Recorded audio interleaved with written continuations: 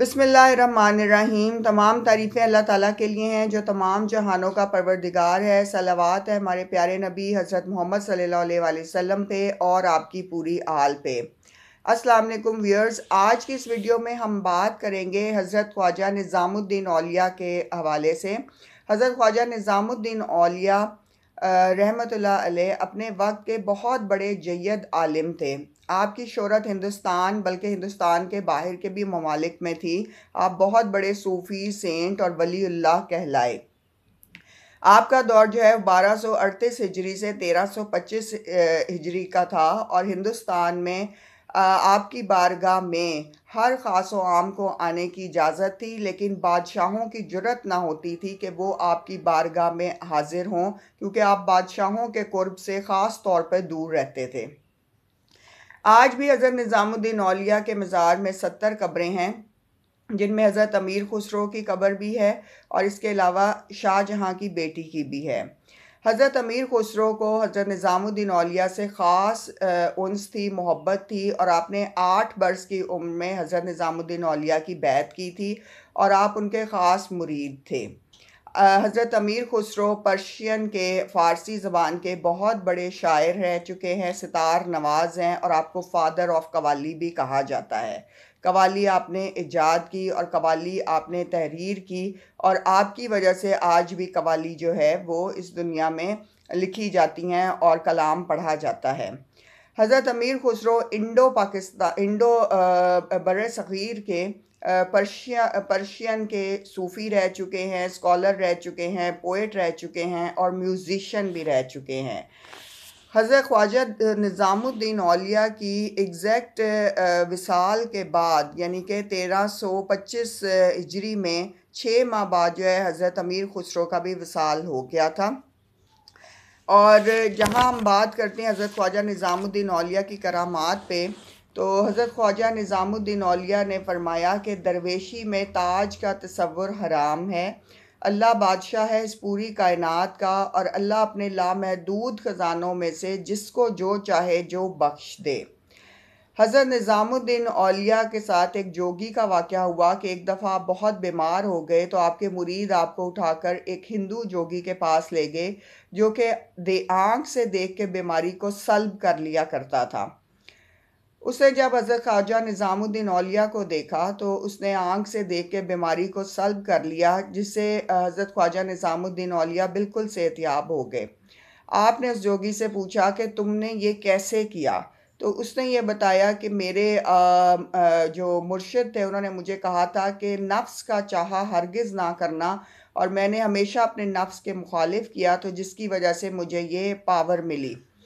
हज़रत ख्वाजा निज़ामुद्दीन औलिया ने उस पर आपने कहा कि फिर एहसान का बदला एहसान है हमारे मज़हब में, तो तुम मज़हब इस्लाम कबूल कर लो। उसने कहा कि नहीं, मैं ये नहीं कर सकता।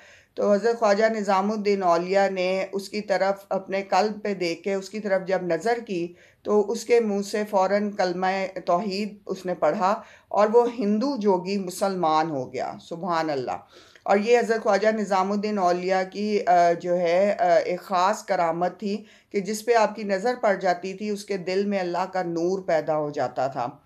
आपने उस हिंदू जोगी को मुसलमान किया और उसे कहा कि हम एहसान का बदला एहसान से देते हैं और तुम एक अच्छे इंसान हो, और जो है तुमने चूँकि सेहतयाबी भी दी और तुम बहुत सारे लोगों को सेहत देते हो, लेकिन ये कि मैंने तुम्हें काफिर मुशरिक से एक मुसलमान कर लिया ताकि तुम्हारी दुनिया भी कामयाब रहे और आखिरत भी कामयाब रहे। सुभान अल्लाह। तो ये व्यूअर्स जो बड़े बड़े वली होते हैं इनकी करामात बहुत बड़ी होती हैं और इनके साथ जो लोग एहसान करते हैं ये उसका बदला भी एहसान की सूरत में देते हैं। हज़रत अमीर खुसरो जब ख्वाजा हज़रत निज़ामुद्दीन औलिया के पास बैत के लिए आए, तो जो बैत का वाक़या है वो कुछ यूँ है कि आप 8 वर्ष की उम्र के थे।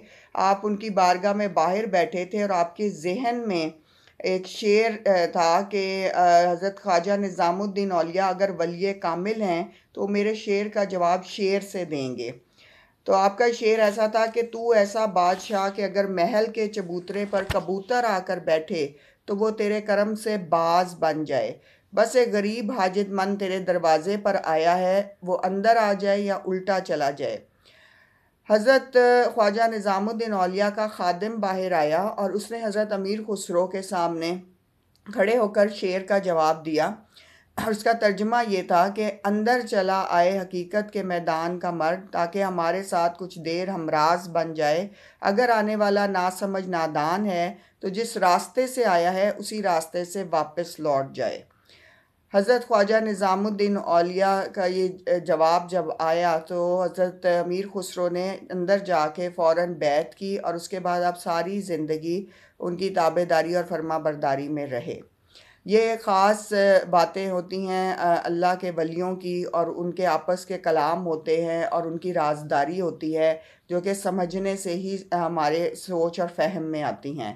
حضرت خواجہ نظام الدین اولیاء کا مزار آج بھی ہندوستان میں دہلی میں ہے، اور ہزاروں لوگ وہاں پہ روز کے جاتے ہیں، سلام پیش کرتے ہیں، اور وہاں پہ قوالی کی محفلیں بھی ہوتی ہیں، اور بہت سارے لوگ مختلف ممالک سے سلام کرنے جاتے ہیں، منتیں مانگتے ہیں، مرادیں مانگتے ہیں، اور اللہ کے ولیوں کی جو بھی بارگاہیں ہوتی ہیں وہ ہمیشہ آباد رہتی ہیں۔